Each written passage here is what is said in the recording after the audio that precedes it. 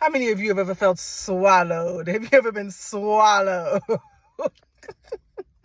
Let me tell y'all, 2023 and almost all of 2024 has swallowed me up.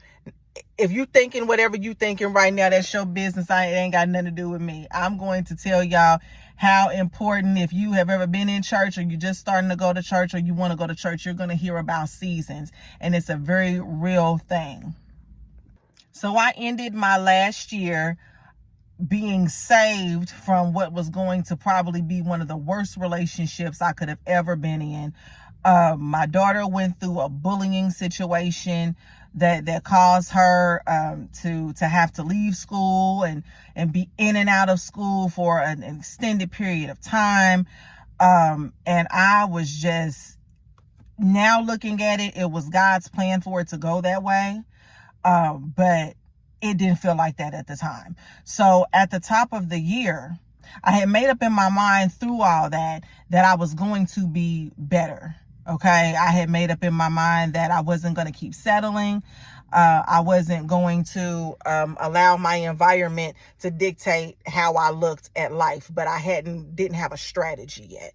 But the number one thing I wanted to do was to have that wisdom back in my life and to be able to hold myself together as well, because I was losing it. So I made the decision to move back in with my mom after we had lived together for many years. Then I had my own place for a couple of years, and then that storm hit, and I was like, I just don't know what to do. It doesn't make you weak at any point to admit that you need help, ladies. And I needed that help. Because between going to school meetings for my daughter and being into it with the teachers, I could have went to jail a few times. Only by the grace of God, I didn't go to jail. Okay. So I needed that. I needed that help. So the first season of this year for me was a season of just like being lost. It was my wilderness season. Drinking more than I usually do, stress eating all the wrong stuff. When I edit, I might put a picture of what I look like about mid-year this year. And I'm nowhere near where I want to be, but thank God I'm not where I was. Okay. That first season of this year was just lost complete control. Okay. The next season of my life was the springtime. And when I tell you, I just did not feel like myself. It's like it went from bad to worse. I had tried to get my life insurance license, and I had been sold some dreams with that. I sold a policy or two, but nothing was really shaking. I was begging for work. I'm a CNA. I was begging for people to employ me. Like, please, just, I'm available. I'll take whatever you paying. I'll take whatever shifts. Just, I need to work. I could not catch a break. That was the springtime. About July of this year, I was like, something's missing. Because even though I was going through a storm, I've always loved God, but I was just going through a storm. Okay. So I made up in my mind. I said, look, I think somebody done tried to do something to me. Somebody done tried to put a curse on me or something, because I'm having all these crazy dreams. I am trying. When I do make some money, I'm tithing. I'm sewing. I'm doing what I need to do. And it's like, it ain't never, it's feeling like it ain't never enough. And we don't serve a God of not enough. Okay. So around that time, in my mom's house, her washer and dryer had broken, and we had just been going to the laundromat, which, was something for us to do together. So we never really complained about it, but it was a kind of an inconvenience, because who wants to do that? So we were going back and forth to the laundromat, but there was a space available. There was nothing in this closet in the house. So I decided to make a prayer closet. And I made this prayer closet. I was going to go on a Daniel fast first, because I've done the Daniel fast in years before, and it's always a breakthrough for me. But coming out of a season of, like I said, drinking alcohol and not eating the right stuff, I ain't had a discipline in me to do no Daniel fast at that point. I just knew I needed God. So I made the prayer closet, and I decided to do the Esther fast. And I done the Esther fast for 3 days. I had read a little bit of Esther. I had started reading Daniel because I was going to do the Daniel fast, but I read a little bit of that. And then I went to the book of Esther and I done that fast. And after I done that, it's like a weight was lifted off of me. And after I done the Esther fast, the dreams that I was having got worse. So I went on another fast because I was having dreams about dogs and things like that. So I looked up what the dogs symbolized and I said, oh no. So then I went on a 7-day fast from 6 a.m. to 6 p.m. and started praying scriptures over my life and things like that. By that time I got done with that fast, I had landed another job, which I'm still at right now. And it was a new habit I started forming. Well, a few weeks ago, I finally made the decision to get back in the gym and really start getting serious. I went from power walking to straight up, I want to do some strength training. I want to do an hour of cardio 5 days a week. That's what I'm doing. Okay. But I found that I was trying to be consistent and I was waking up in the morning and I was saying, God, thank you for waking me up, going and putting the clothes on and going to the gym. I said, no, that's not going to work. I told God, I said, I don't want to make a God out of myself by just waking up and hopping out the bed and barely saying something to you and then going and being all about myself for no amount of time. So I got back into heavy consistency, getting up, talking to God first, working on my spiritual body first, then working on my physical body.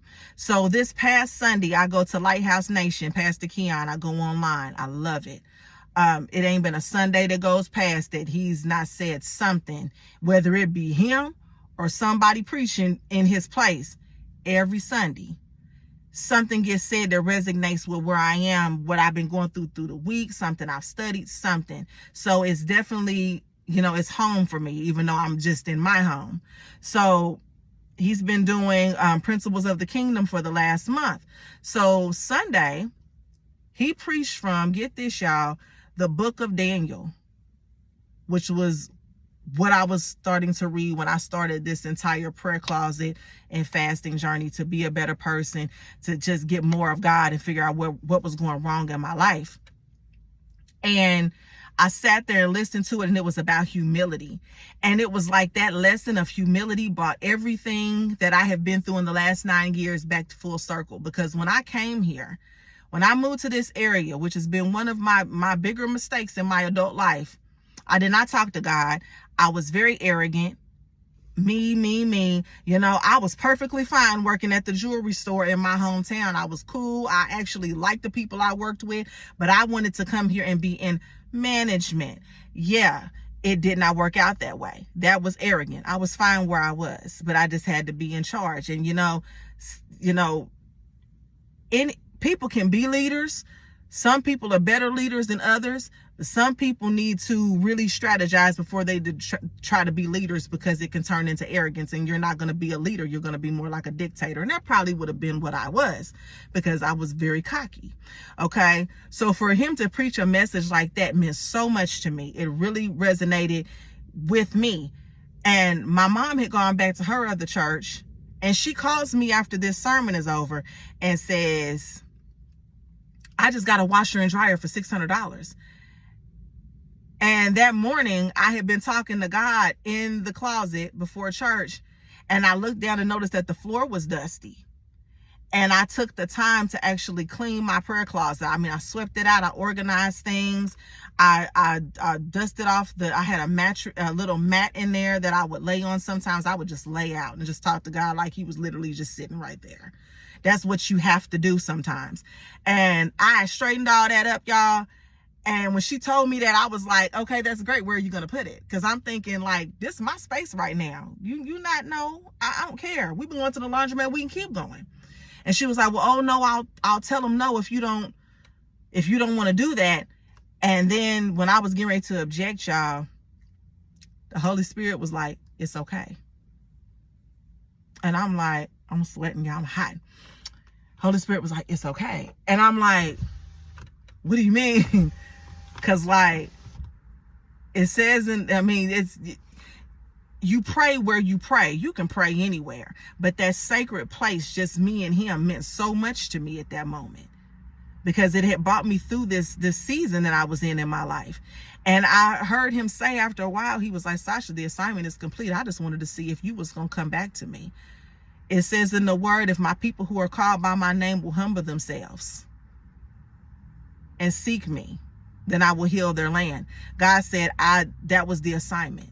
And then you took the time to care enough about the space that you talked to me and to clean it today. And you made sure that you didn't make a God out of yourself and you stopped to talk to me. That was your lesson in humility. Y'all, oh, wait.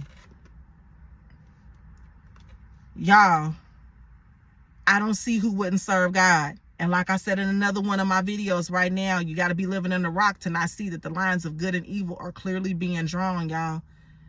It don't cost that much to serve God. It don't cost nothing. He paid the cost. Okay? In your seasons in your life, no matter what kind of seasons you are in, you have got to try to stay in touch with God some kind of way. He don't demand a lot. The Holy Spirit is a very small voice. It's that voice that tells you, you think you want to do that? You think that's a good idea? You know? So, seasons. Be attuned to God's voice. Don't just let your environment swallow you up, okay? Don't let your circumstances that you seeing swallow you up, okay? In seasons, get with God. Get in his word. Pray, fast. Just lay out. Like I said, you heard I had a mat in there. I had a mat and a pillow. I would lay out some mornings. Okay? That is a word for a single mother right now, a single dad, a single woman, period, a single man, period. Any season you in, just lay out. Be attuned to his voice. I'm telling you, it will get better. See y'all later.